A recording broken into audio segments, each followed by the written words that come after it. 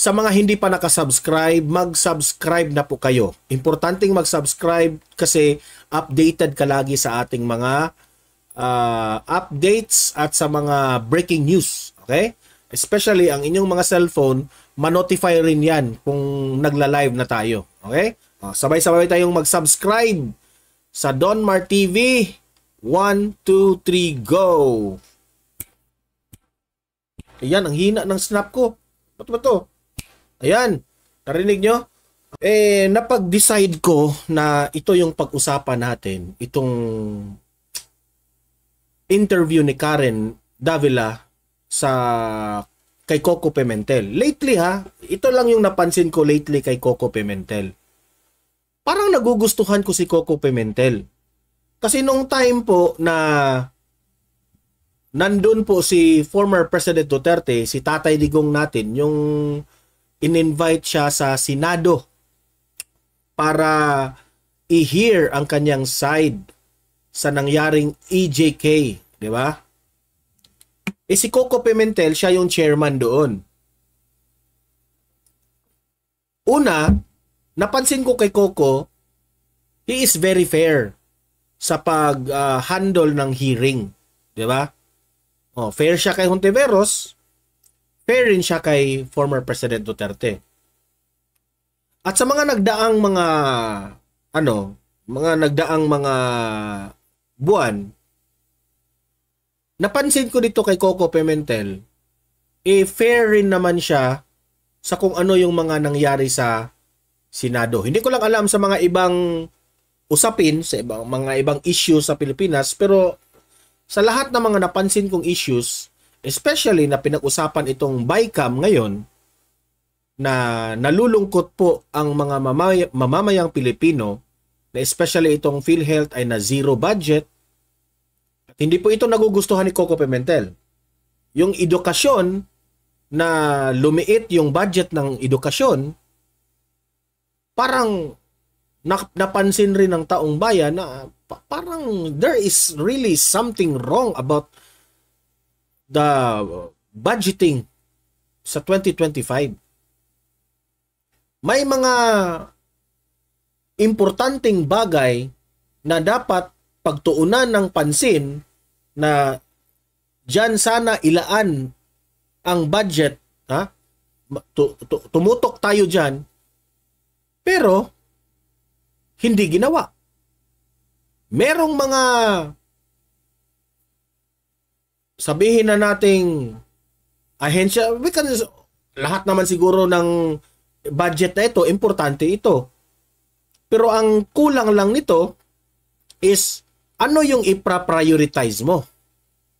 Kasi sa dami ng mga kongreso, marami rin itong mga senador, bakit hindi nyo mapansin kung ano yung uunahin na pinaka-importante? Di ba? Sapul itong mga tanong ni Karen Davila. At sapul rin itong mga sagot ni Coco Pimentel.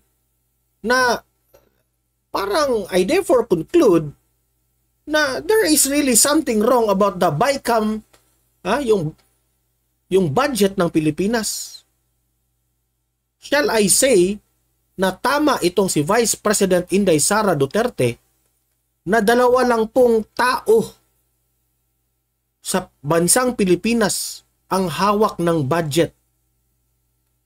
Again, ang budget ng Pilipinas, 2 tao lang po ang may hawak. Nabanggit yan ni VP Sara, and that is Martin Romualdez and Zaldico.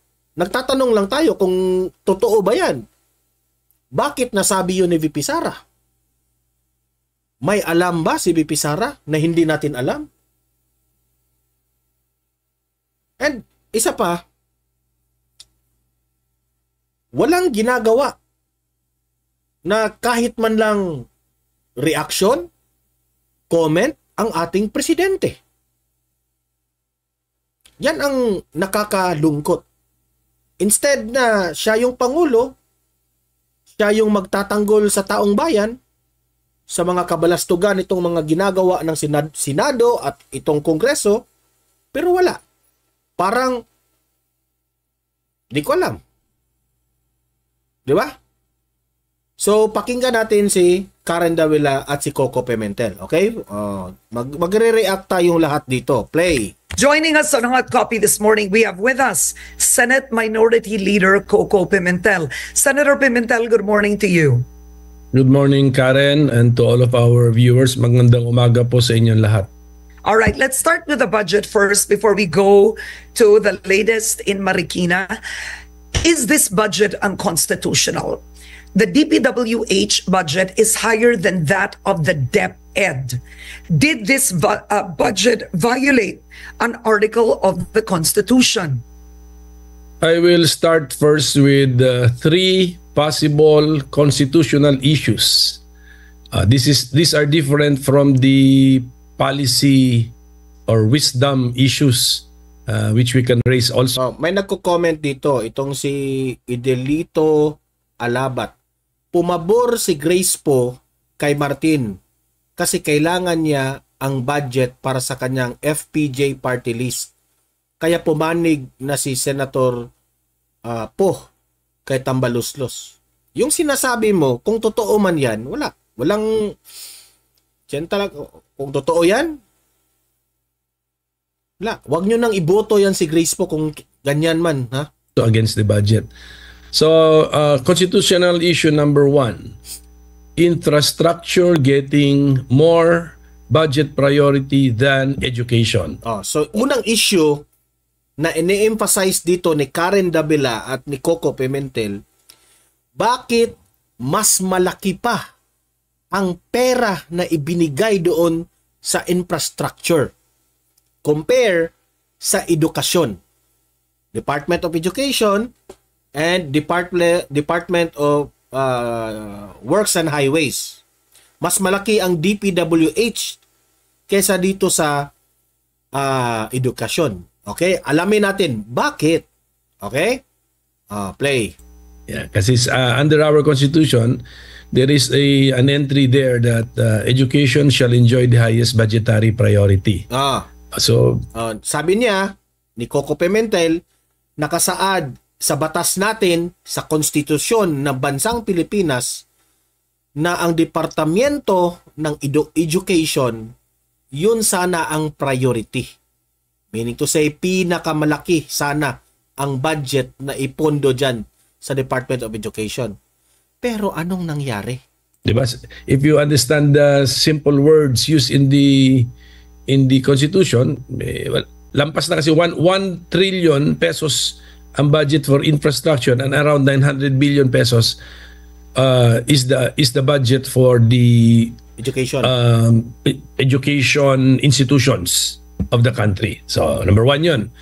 Number 2, the unprogrammed appropriations level in the Bicameral Conference Committee report is now higher than the original unprogrammed appropriations level in the President's budget proposal. It is higher by 373 billion pesos. Remember we are talking here of billions. Hindi po ito million billions. So, there are two constitutional provisions affected here. Ang sabi kasi sa constitutional provisions, the principal one is that the appropriations recommended by the President cannot be increased by Congress. So, yun ang reading ko doon. That includes unprogrammed appropriations. The total level of unprogrammed appropriations must not be exceeded by Congress when it makes the budget law. Kasi ang ginamit ng Constitution is the word appropriations. So that means that those are programmed appropriations as well as unprogrammed appropriations. And then the third possible constitutional issue here is that this bill also was covered by a presidential certification of urgency. This is a budget bill. This is a yearly or an annual ritual. Congress does this all the time. Meron talagang budget calendar or a budget season. So this is a predictable phase in the legislative process or predictable period. So what's the point? What is the point in issuing this presidential certification of urgency? What is the emergency staring us right into our faces? Wala Ay, kaya nga eh. Kasi yung panahon ni former President Duterte, masasabi natin yun, meron yung urge of may urgency yun kasi may pandemic. Ngayon, wala. Di ba? Wala tayong problema na pangkalahatan o talagang major na problema kagaya ng pandemic, wala. Nagtataka nga tayo, bakit mas marami pa ang ayuda ngayon compare nung panahon ng pandemic? Nakapagtataka kasi ginagamit nila itong mga ayuda na ito para sa kanilang pangalan. Okay, so could these issues be brought before the Supreme Court? Yes. Yes, as a matter of fact,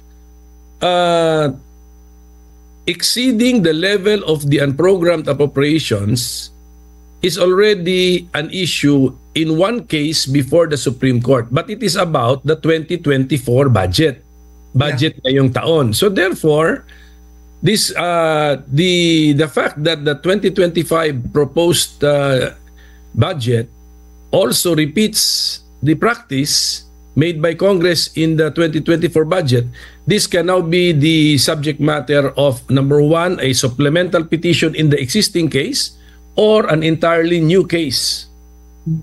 Okay, so there are sectors calling on the president, including former Senator Ping Lacson, asking the president to veto the cut in the education budget, right? Pati nga si Senator Amy Marcos rin, Karen Davila, lately lang nakita ko yung balita na pumalag raw si Senator Amy na nananawagan sa kanyang brother na wag mo nang i-approve itong budget na ito. So, talk to us about what you believe the president should do to make this budget right.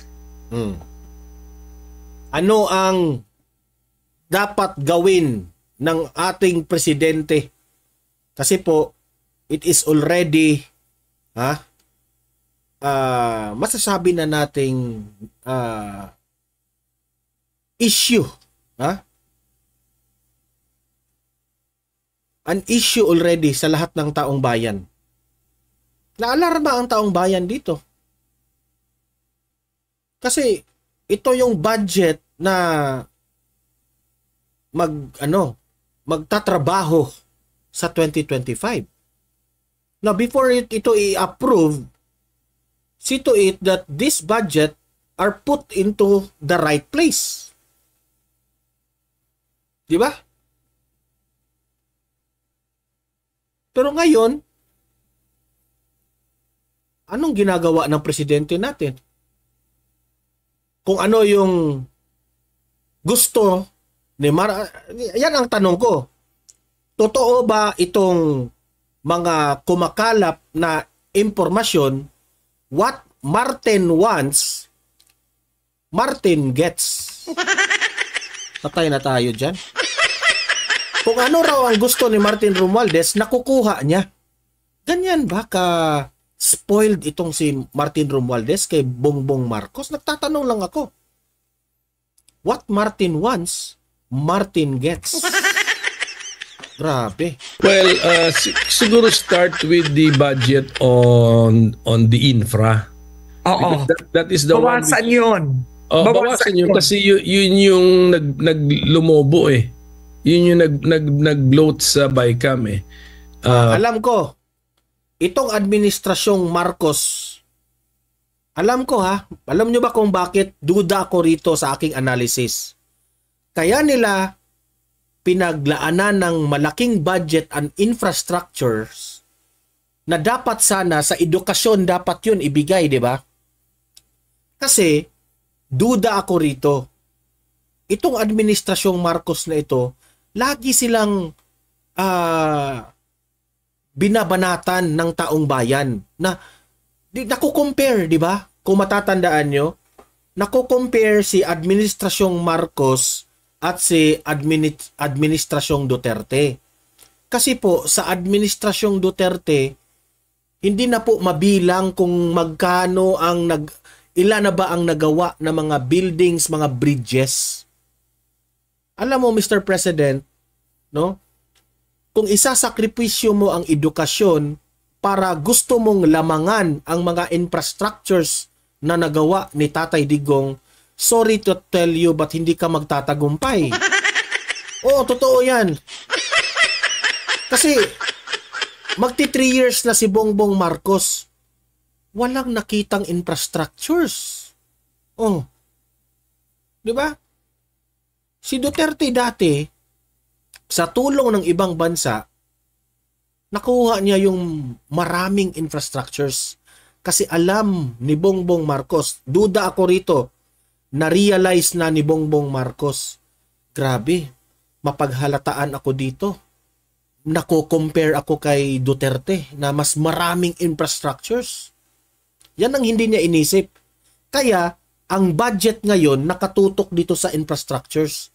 Kasi yun ang kulang niya eh. Yun ang kulang niya. Di ba? Oh, sabi ni Kristen Wilson, too late. Di ba?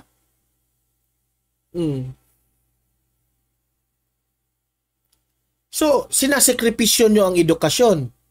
Paano yung nakasaad sa ating konstitusyon na education is the priority? Alam nyo ba kung bakit ang edukasyon ay priority ng ating konstitusyon?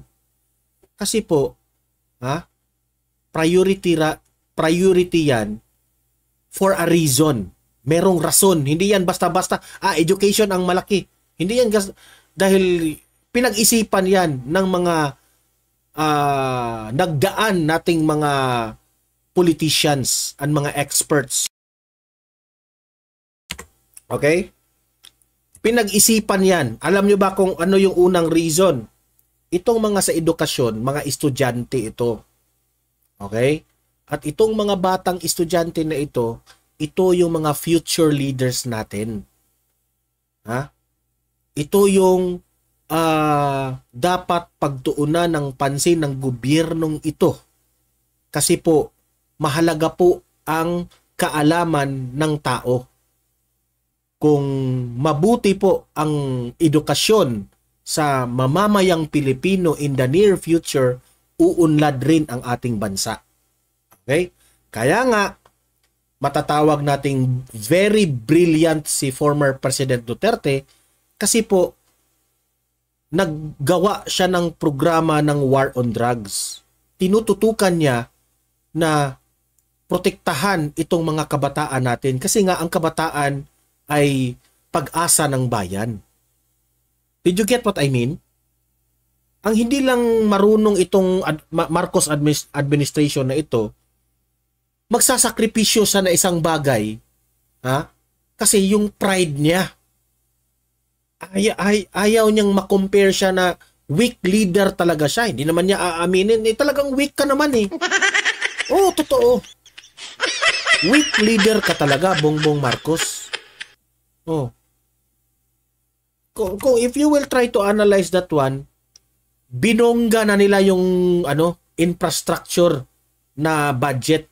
Bahala na yung ating mga kabataan natin. Di mali pa rin. Which masasabi natin, o sige, lumaki nga ang budget ng infrastructures. Well, that is good. Kasi gaganda ang ekonomiya natin. Di ba? Okay. Pero paano yung edukasyon? Binawasan mo. Kawawa rin yung, kasi bumaba yung, kawawa na nga tayo, sira-sira na yung mga classrooms natin,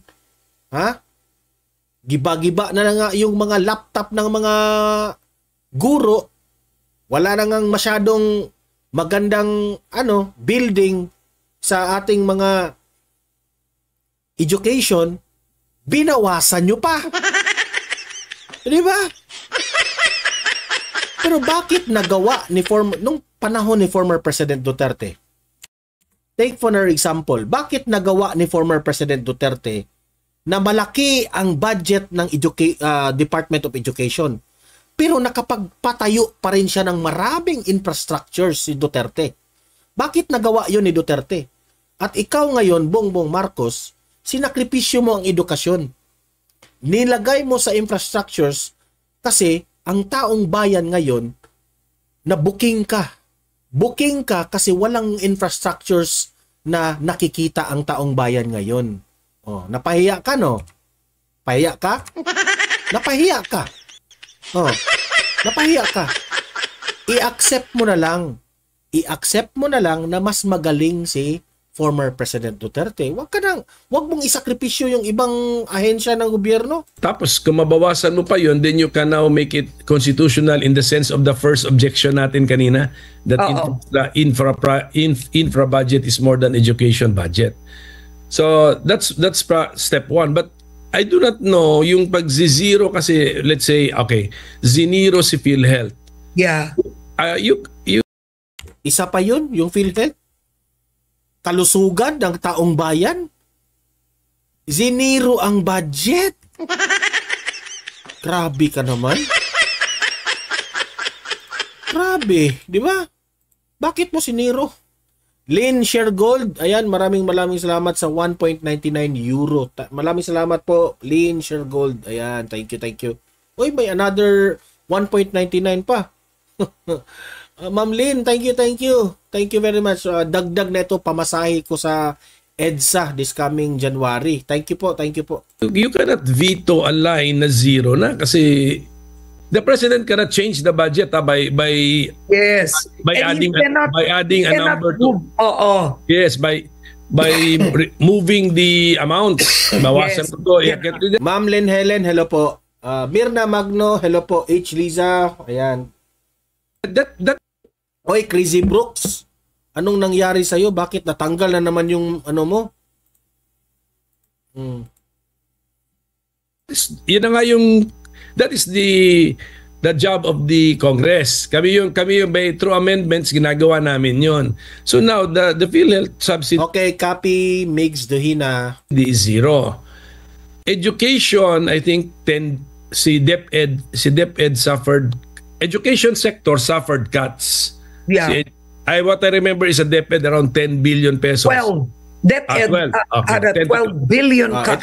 Ito yung sabi pa ng isang mga audience natin, si Sydney Bilido. I don't think na sa infrastructure gagamitin yan.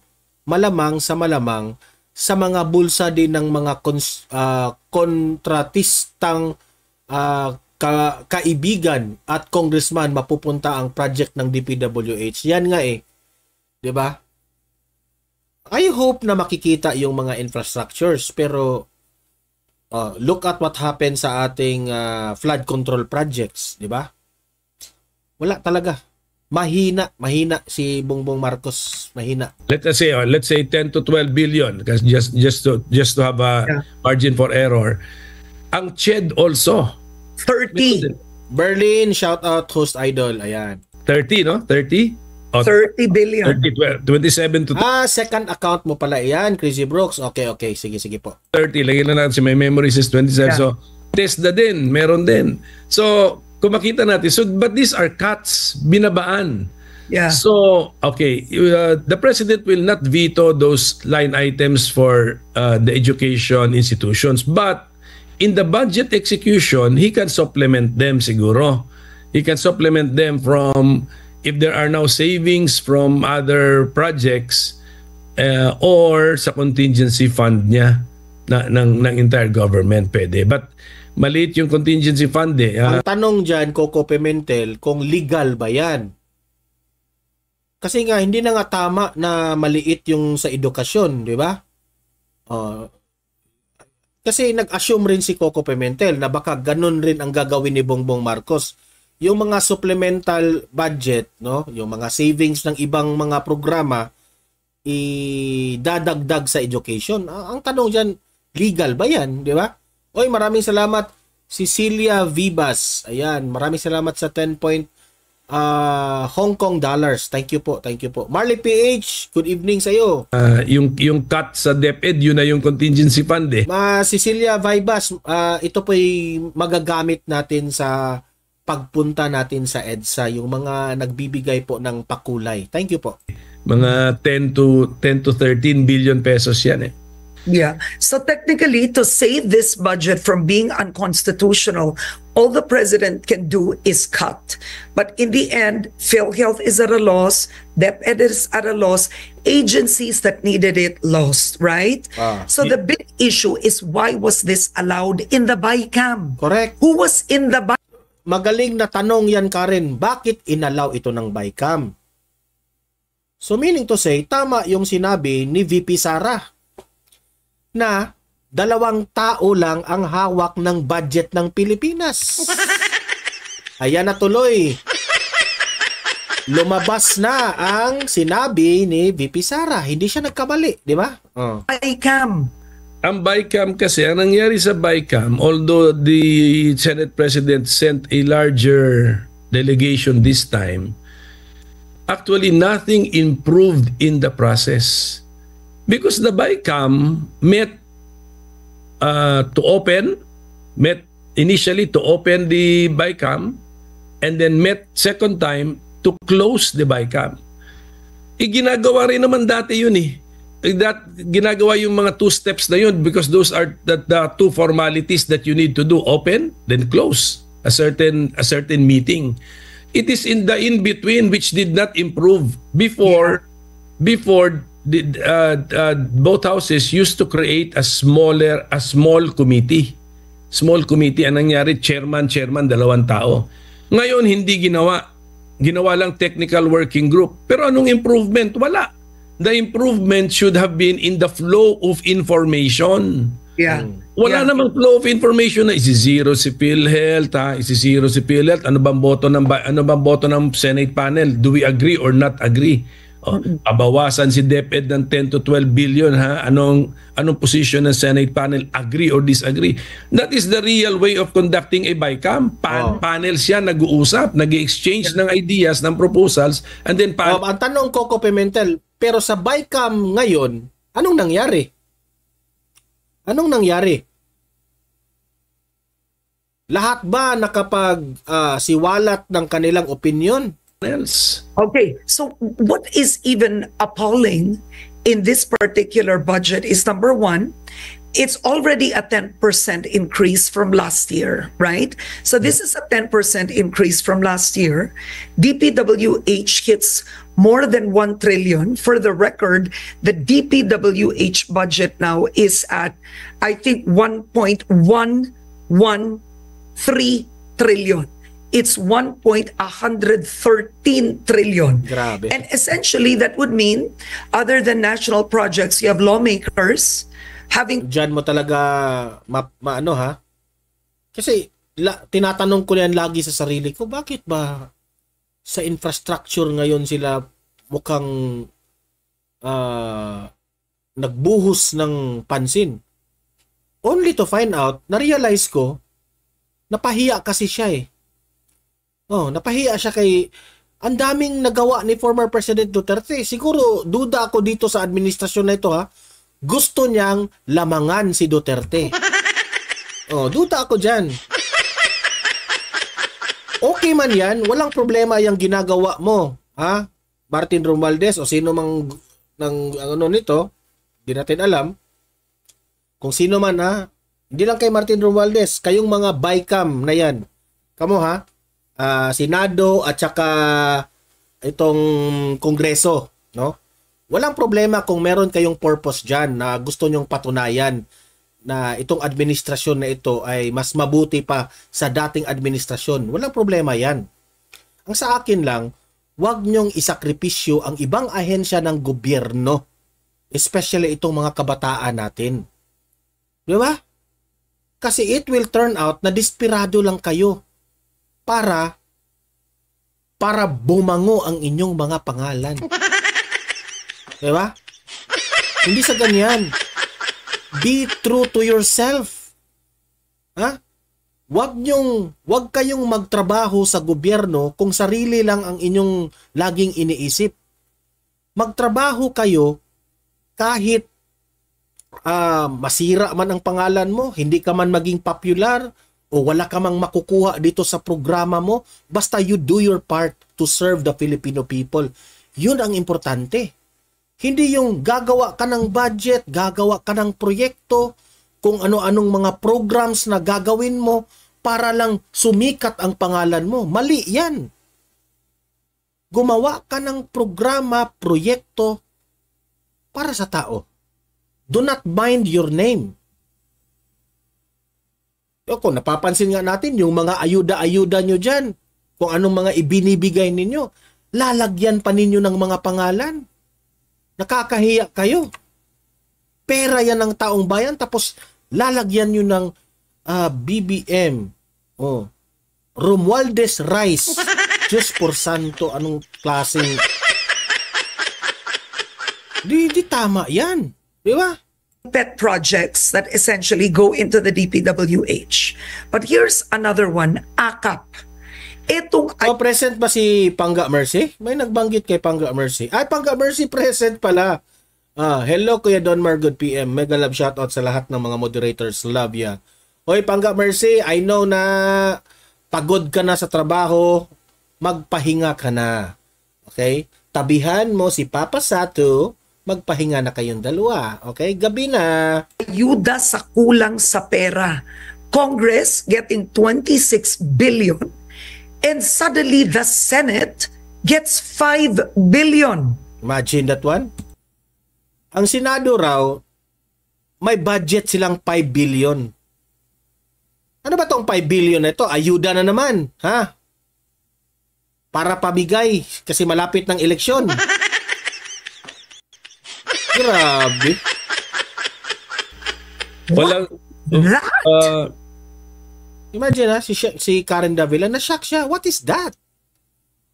Merong 5 billion para ipamimigay ninyo mga ayuda for your own name para sisikat kayo.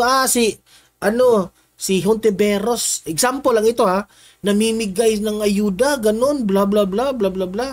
So iboto natin to. So may nakalaan talagang budget na 5 billion. Grabe, kawawa ang taong bayan. Suddenly the Senate gets 5 billion. walang That? there was no explanation to us about that kind of division, but Wala na.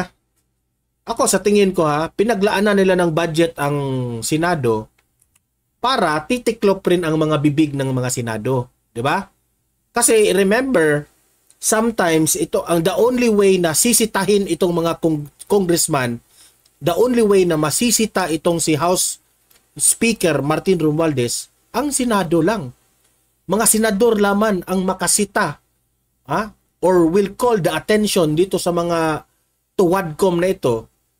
Parang titiklop ang bibig nitong mga senador na ito, bibigyan ng 5 billion rin na kung ano-anong pwede nila itong magamit sa mga ayuda siguro. Kung ihati-hati yung mga budget na yan, kung saan siguro yan igagasta. Hindi natin alam, di ba?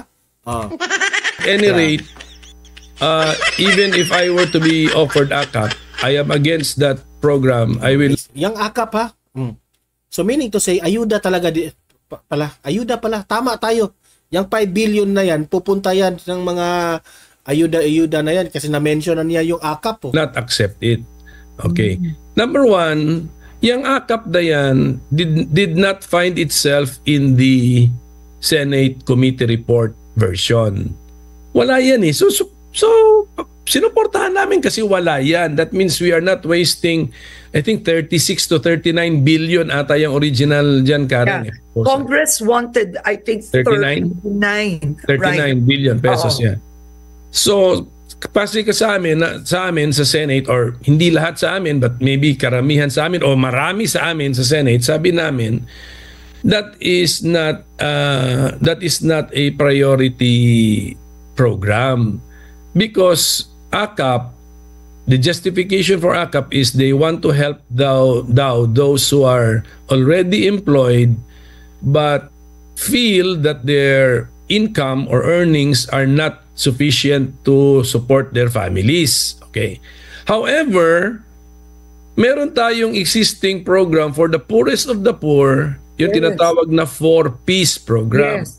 Mas matanda na ito na programa, mas documented na ito na programa. Yet, meron, admittedly, aminado, kahit DSWD o kahit sinong politiko, aminado na merong waiting list dyan. So there are waiting families on the waiting list to receive benefits from the 4Ps program meant for the poorest of the poor. And then we invent a new program for those employed at the minimum wage level who feel that their income is not enough for them. So, okay yun na pagtugunan ng pansin kung tapos ka na sa poorest of the poor. Hindi. You're not yet you cannot fund the project or the program for the poorest of the poor. And then you want to skip them, skip mo na, talunan na natin, dito na tayo sa mga naka-empleyo. So there is something fundamentally wrong with that. Yeah, and the level of discretion with AKAP. So I've done a bit of research. The recipients of AKAP, for example, you have some cities na pinaparaffle ang AKAP nila. Ang binibigay 3,000 to 5,000. Yung ibang cities naman humihingi ng voters ID para sa AKAP nila. So yung ibang cities nagbibigay first tranche 5, other tranche 5. The problem with AKAP is, how can we tell that if you divide it equally, if it's 80 million for a congressman, that or 100 million, no, or 120 if it's a congressman in the majority, that all of it went to constituents? It's so easy to give away 20 and keep the 100. Or my question, if we do the math, each senator will get 200 million for AKAP. What will the senators do with it? Who will they give it to? Ayan, sa pool mo sa question yan, ha? Saan gagamitin yung 200 million, Karen? Ako nang sumagot, Karen, ha? Yang 200 million na yan, bawat na matatanggap ng senador, kung ganon man, bibigyan sila ng ganong amount, tapos i-keep nila yung 200 million, alam na. Ihahanda nila yan sa kanilang kampanya para mananalo na naman sila. That's my own analysis.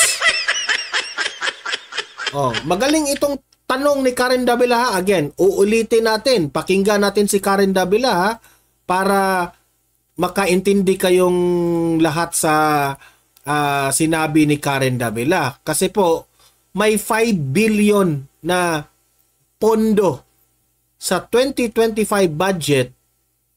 Di ko lang alam kung nagpasipsip itong si Romualdez sa senador. Binigyan ng 5 billion ang mga senador. Nagtatanong ngayon si Karen Davila kung ihati-hati ito ng mga senador. Ilan silang senador dyan? 24? 24 senators? Diba? Anong gagawin nila dito sa pera na ito? Kung sabi nga, yung 100 million, ibibigay ito sa constituents at yung 20 million, I think 900 billion ba yung sinabi niya? Tapos 100 billion, 100 million yung yung 200 million yung i-kept nila. Sobrang laki. So yung 200 million na yan, wala na. Para sa kampanya na ito, para mananatili sila sa pwesto nila. Yun ang analysis ko. I might be wrong, I might be correct, pero tama itong tanong ni Karen Davila, dapat yang itanong ng taong bayan. Recipients of AKAP, for example. Yan. Wait. Skip mo na, talunan na natin, dito na tayo sa mga employee. Pakinggan nyo ha, ang tanong ni Karen Davila. Sa mga naka-empleyo. So there is something fundamentally wrong with that. Yeah, program. and the level of discretion with AKAP. So yan. I've done a bit of research. The recipients of AKAP, for example, you have some cities na pinaparaffle ang AKAP nila. Ang binibigay 3 to 5,000. Yung ibang cities naman humingi ng voters ID para sa AKAP nila. So yung ibang cities nagbibigay first tranche 5, other tranche 5. The problem with AKAP is, how can we tell that if you divide it equally, if it's 80 million for a congressman, that or 100 million, no, or 120 if it's a congressman in the Sorry, wrong pala yung aking calculation kanina. 100 million tsaka 20 million. Okay? majority, that all of it went to constituents. It's so easy to give away 20 and keep the 100. Or my question, if we do the math, each senator will get 200 million for AKAP. What will the senators do with it? Who will they give it to? Now that's why I'm really against the program kasi number one, it's not justified. The concept is Imagine that one. Senador ito. Kung ma-approve yan, isa rin si Coco Pimentel ang makatanggap. Pero against siya, ha? No. Ako, I salute to you, Coco Pimentel. Oh, saludo ako kay Coco Pimentel. Kasi, hindi na niya inisip na meron siyang sa kanyang mga milyon na pera dyan. Ang inisip niya, against ako dyan. Kahit makatanggap siya, kasi ipagpahahati-hatian lang yan lahat sa mga senador. Pero, he chooses to say in public na I'm against about that. Ako, saludo ako sa iyo, Coco Pimentel. Ha? Palakpakan. Oh. Minsan, nagagalit po ako sa iyo, Coco Pimentel, ha? Minsan, nagagalit po ako sa iyo. Pero ngayon, saludo po ako sa, prinsipyo mo dito, ha? I hope na hindi ka plastic, okay? Saludo po ako. Coco Pimentel, ito lang yung i-advise ko sa iyo, Coco Pimentel, ha? Patuloy mo lang yan. Patuloy mo lang yung ginagawa mo. Magugustuhan ka ng taong bayan dyan. It's not that clear. The mechanics are not yet well thought out or well established. Unlike the 4Ps, luma na programa, klarong-klaro sa poorest of the poor, siniseminar sila, meron silang may conditionality, may condition eh. They have to do some positive acts before they can receive benefits. So ganun po yun kasi kung yung AKAP ay parang bigay talaga ng cash, meron ng counterpart yan eh. Yan yung tinatawag na AIX. And the justification sa AIX is that the individual, although employed, although not really the poorest of the poor, I am in trouble now because I have a crisis. I am encountering a crisis in my life. O tinamaan ako ng sakit, tinamaan ng sakit yung aking member of the family. So, yun na yun. Is you have a legislator giving away the cash. For me, that's an additional. That's an additional problem. Yes. Yes, and then with the elections coming up, it's smacks of vote buying. Bawal yan. Bawal yan. Kahit sa AX bawal yan, kahit sa 4Ps bawal yan. Kailangan it should be the government, the state, it is the. So tama si Vice President Inday Sara Duterte nung sinabi niya na legal na ngayon ang vote buying kasi gagamitin yung ayuda. State through the government agency which is giving the help to the people. Bawal po yung ipadaan sa kamay ng politiko para yun ang maalala ng taong bayan. Bawal po yan. Pero in the first place... Ganun ang AKAP, Sen, ha? Yes, pero kahit... Hoy, BML, ingat po kayo dyan sa EDSA, ha? Nasa EDSA ba kayo ngayon? Ingat-ingat kayo dyan, brother. Kahit, ito nga, Karen, kahit hindi ganun ang AKAP, mali pa rin si AKAP. Kasi kahit hindi siya ganun, kasi nga, kahit ipadaan mo sa DSWD yan, meron na nga 2 programs ang DSWD. Oo. For the poorest of the poor, 4Ps tayo. Okay. Doon sa mga nahihirapan ngayon sa buhay kasi tinamaan ng krisis, tinamaan ka ng problema, pwede kang tumakbo sa DSWD under the AIX. So yun na yun. If they really want, if there is an extra 30 billion pesos or 26 billion pesos extra, mamili, dapat ang way of thinking natin, ilagay ba natin si 26 billion na nakita nating pwede pala nating gastusin sa poorest of the poor program para yung waiting list Okay, VML TV, ingat-ingat po kayo dyan. ay matulungan na, masama na, Oo. or idagdag yun sa AIX na tuwing may tatamaan ng krisis sa buhay or kahirapan sa buhay, meron tayong pundong itutulong. Alam nyo, sa totoo lang, kailangan na talaga din natin na si VP Sara na ang presidente para tapos na itong mga ayuda na ito. Lahat, no? Ako, I would advise lahat-lahat dito, ha? Kasi po, nanonood kayo ng Donmar TV. Lakas ng ulan dito, guys. Nanonood kayo ng Donmar TV. So, I have the right para i-convince ko ang aking mga audience na please vote straight sa mga inendorso ni former President Duterte. Okay? Kasi po, follower ka ng Donmar TV, ha? If you are a follower of Donmar TV, if you are a subscriber ni Donmar TV, ako na mismo, ha, ang nagsabi sa inyo lahat, you vote sa lahat ng mga inendorso ni Tatay Digong. Okay? Oh. At hindi lang yan. Ipagsiwalat nyo sa social media. Kayong lahat ngayon na nanonood, i-post nyo sa inyong mga social media, vote straight sa inendorso ni Tatay Digong para ubos na yung mga ayuda-ayuda na yan. Para in the near future, ang ating budget ng Pilipinas mapupunta po sa karapat-dapat na mga proyekto at mga ahensya ng gobyerno. Oo. In both programs, hindi politiko ang magbibigay. So these are more established programs, tested na, safer pa. Okay. Now, do you think the president should veto AKAP? Yes. He should veto AKAP. Di nakasave tayo. Ako, saludo ako sa iyo, Coco Pimentel, ha? I hope palagi kang ganyan na may prinsipyo ka. Yung kaagad ng 26. 31. 31 billion. I think 26 plus 5 of the Senate. 31 No, what I understand is 26 kasi 21 plus 5 yun. So we No. will just check that. 26 Congress, 5 billion Senate, 30 total. So you see, kita mo kahit yung AKAP hindi well explained to us kasi number one, against kami dyan, and even if offered, tatanggihan po namin yan.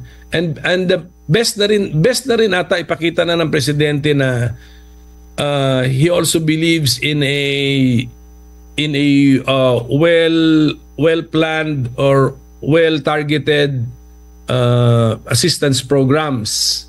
Number one, poorest of the poor and those who are hit by temporary crisis in life. Okay, so to end this, the president, of course, would want to pass the budget on time. But we've seen, historically speaking, we've seen sitting presidents veto items, right? GMA has done it. Pinoy has done it. They vetoed items from the budget. They've done it, okay? Because this budget is possibly unconstitutional in its face, right? With unprogrammed funds being higher than what it should be, the DPWH budget higher than the DepEd. So what happens if the president signs an unconstitutional budget? Well, this is a free country, Karen. That's why citizens, involved citizens, vigilant citizens should now can go to the Supreme Court to question the constitutionality of this particular budget. Ako, just a quick analysis of the budget, I can already give you 3 grounds to question the constitutionality. That's Yeah. the earlier part of our What show. was your third? What was your third? The first is DPWH exceeding DepEd. Number two, Education. unprogrammed funds exceeding the allowed amount. Correct. Right. Number is the unnecessary presidential certification of urgency. Okay. Yeah. Kasi Magaling itong si Coco Pimentel. Inanalyze niya. Itong budget ngayon ng bansang Pilipinas, may tatlo po siyang concern si Coco Pimentel. Una, yung yung bakit DPWH mas malaki ang budget kesa dito sa Department of Education. Yun ang una. Mali yun. Okay? Pangalawang mali dito, bakit itong mga unprogrammed funds, okay? Itong unprogrammed funds, nag-exist raw sa yung sapat lang. Bakit yung mga unprogrammed funds na yan, lumobo ang budget? Okay? At yung pangatlo, yung urgency ng Pangulo. Tama ba yun? Ako nga sa totoo lang, Coco Pimentel, correct me if I'm wrong. Ang asawa mo, 'di ba? Kinuha ng Malacanang, isa sa mga gabinete ba 'yon? Di ko lang alam, kalimutan ko yung yung posisyon ng asawa mo. Okay? Kinuha po ni Bongbong Marcos. Pero still nagreklamo ka dito in your own opinion. Hindi naman siya powerless naman si Coco Pimentel kasi nandiyan na yung BICAM na yan, pero it concerns the opinion of Coco Pimentel, ang urgency ng presidente. Bakit naman kailangan talaga yung urgency na wala namang dapat ika-urgency niyan? 'Di ba? Walang pandemic. Sa bagay, yung panahon po ni former President Duterte, may pandemic. So, yung kay former President Duterte, understandable yun. Diba? Sabi ni VML-TV, walang unconstitutional sa gobernong ito. Basta pera ang pinag-usapan. Patay tayo dyan. Diba? So, ako, Coco Pimentel, thank you for bringing this up, itong tatlong concern mo, na lahat po itong tatlong ito, maling-mali ito. Sa bagay, ganyan talaga ang weak administration. Kasi weak si Bongbong Marcos. Weak si Bongbong Marcos. Paano yan? Di ba? Yung tatlong, those three grounds, we can find constitutional provisions to support our argument that these provisions have been violated. Yeah. Okay. But what will this mean to President Marcos Jr.'s administration? You know, if he signs a budget that's unconstitutional, what will it cost him? Sabi dito ng isang viewer natin, Sydney Bilido, Crazy Brooks, minsan kasi medyo bored ako, gusto ko magalit ng walang dahilan. Kapag nanood na ako sa kanila, panay na ang mura ko. Kaya nga ako, anong advice ko sa inyong lahat na mga nanonood dito, mag-vote tayo ng tama. Okay? Vote tayo ng tama. Especially kayong mga OFWs, kung pwede kayong bumoto, sobrang dami ang mga OFWs ha. So make way na makaboto tayong lahat. You vote straight for Tatay Digong's endorsement. Well, hindi pa tayo sure, Karen, that the Supreme Court will side with our arguments, di ba? But my point is, the system in our country, all laws, if the laws passed by Congress affect you in a way na you believe which is not constitutional, you can question. Yeah. So we have three grounds to question. Ang problema, Karen, these have been raised before. And yun nga, number one, I think there has been a budget in the past na there was also a contention that some other budget exceeded the education budget. I think infra rin yata yun, but I forgot the year na. I do not think that budget law was declared unconstitutional. Then But number did two, anyone go before the Supreme Court? yes, because my staff tell me there has been a case. So that means this must have been a Supreme Court ruling. But syempre Karen, iba-ibang facts noon eh. Iba ang facts noon, iba facts ngayon. So you can always revive or reuse the argument, okay? And then the unprogrammed level, a programmed appropriations level, this is pending. Ito Yeah. kaso ko yan, pending ngayon yan. Alam nyo, sabi dito ni Carmen Escobar, kaya nga Sir Don Mar, paano nga kung dayain nila ang boto? Alam nyo guys,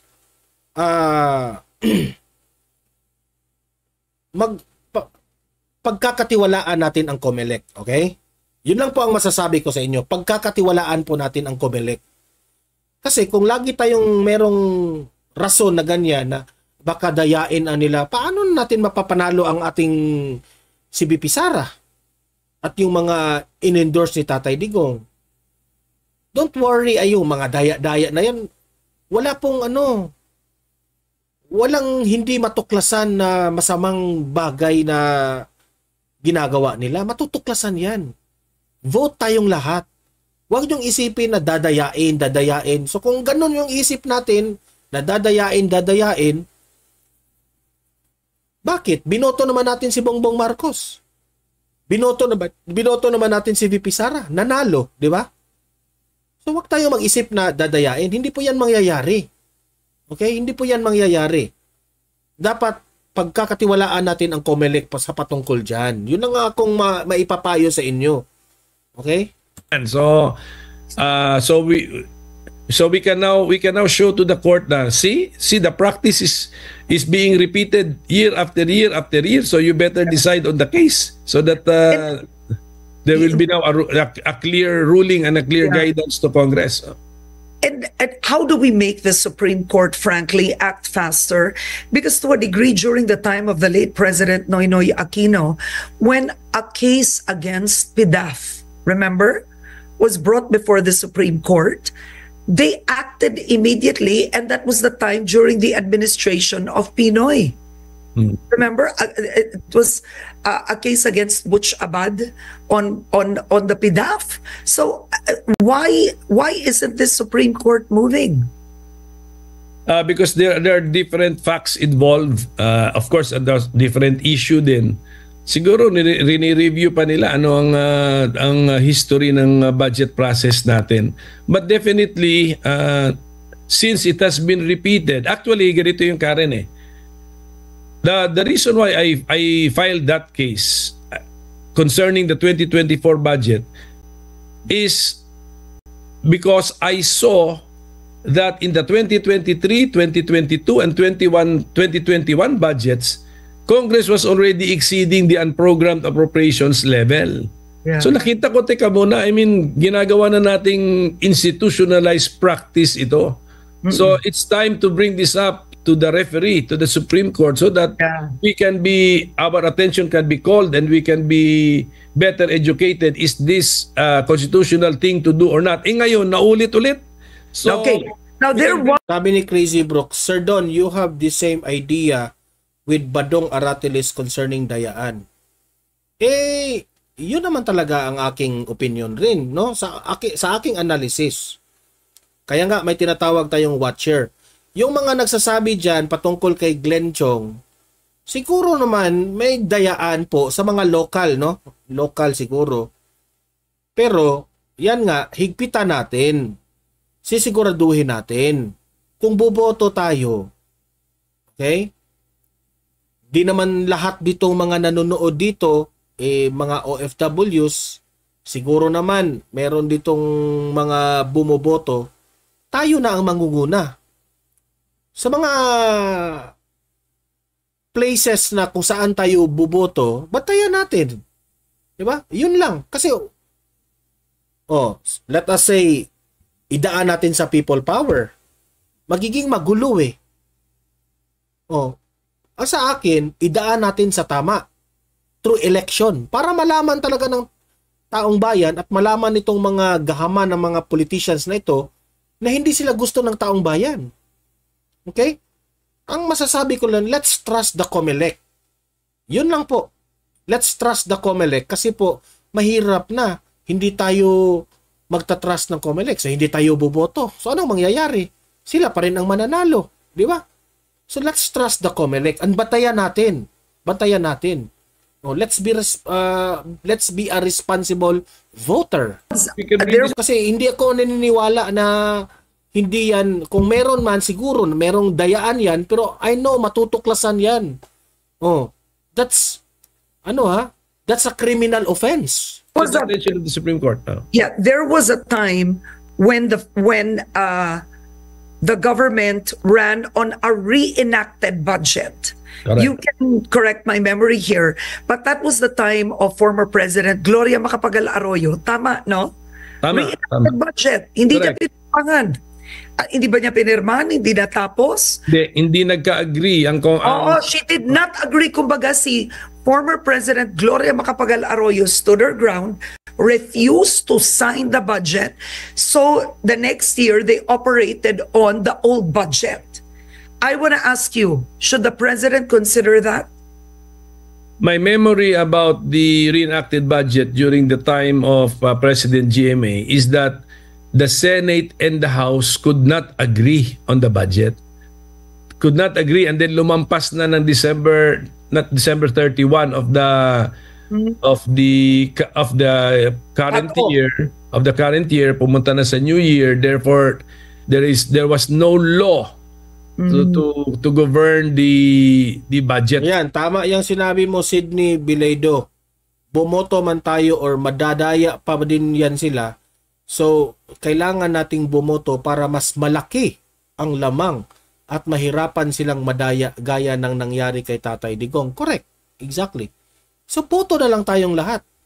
Diba? Kung meron mang dayaan, at least, hindi masyadong nakaka-apekto For that new calendar year. I see. So, under our constitution, na-anticipate ng constitution natin yan. Ang sabi niya, if this happens, we operate under a reenacted budget. You continue operating under the previous year's budget. Ganun po yun. What you're saying is the president, what if he refuses to sign this budget? Can he do that? Yeah, iba yun. No, yeah. But, pero he will not do it under formal circumstances. He should communicate. Hindi yung may gathering na and then he will not sign. He will have to communicate that something is wrong with this budget. Number one, he can send the enrolled bill back to Congress, or even before the printing of the enrolled bill, he should use his bridge. May bridge kasi yan eh. Because ang Office of the President, meron siyang PLLO, yan ang bridge niya sa legislature. So, dapat gamitin niya yun kung ano man yung mensahe niya sa amin. Because politically speaking, if you were President Marcos Jr., this is a budget that makes you unpopular. Tinanggalan mo DepEd, tinanggalan mo CHED, tinanggalan mo PhilHealth, tinanggalan mo social services. Tapos ang nagkapera, DPWH, yung mga congressman, senador, sila nagkapera. If you were the president, why is this budget a plus for you? For your leadership? But the point is, meron na siyang mechanism from the start. There is a PLLO. From the very start, meron ng bridge eh. So, if he wanted something done, or he wanted to influence more the budget process, he could have done so through the PLLO. So what you're saying is the president approves of this budget? The president knows everything about this budget. Kasi his office or the executive... So you are just trying, in one way or another, Coco Pimentel, alam na ni Bongbong Marcos lahat ito.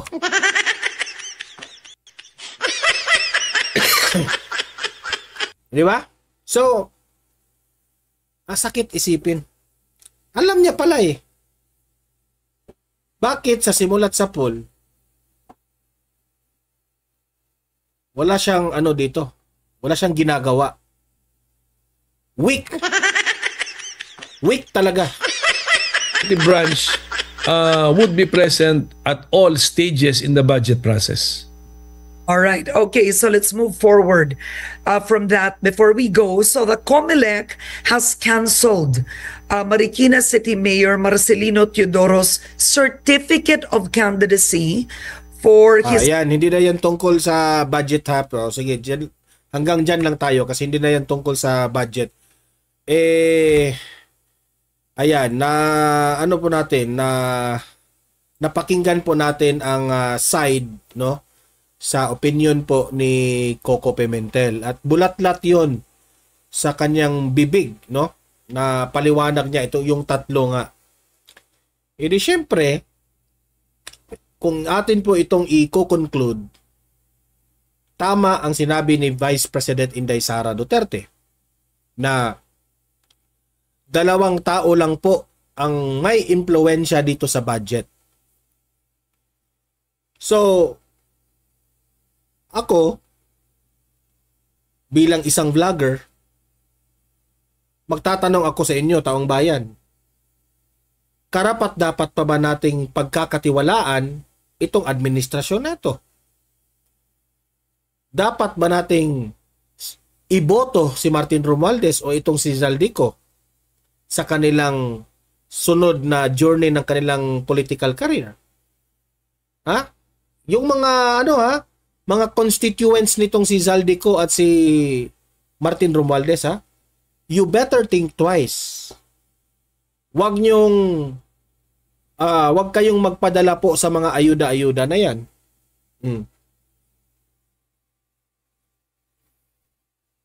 Kayo na lang ang tatanungin ko.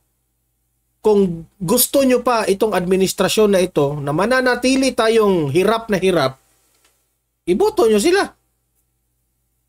Iboto nyo sila lahat. Pero kung gusto nyo ng pagbabago sa ating mga infrastruktura, pagbabago, tunay na pagbabago ang pinag-usapan natin dito, ha? Yung talagang tunay na serbisyo galing dito sa mga politicians, well, vote straight for PDP sa mga inendorso ni Tatay Digong. Di ba? Ganon lang kasimple. Okay? So, kayong mga audience ko dito, payag ba kayo? Ha? Na ganito na lang ang gagawin nila. Mali-mali ang kanilang budgeting, ha? Sa bansang Pilipinas. Tama ba?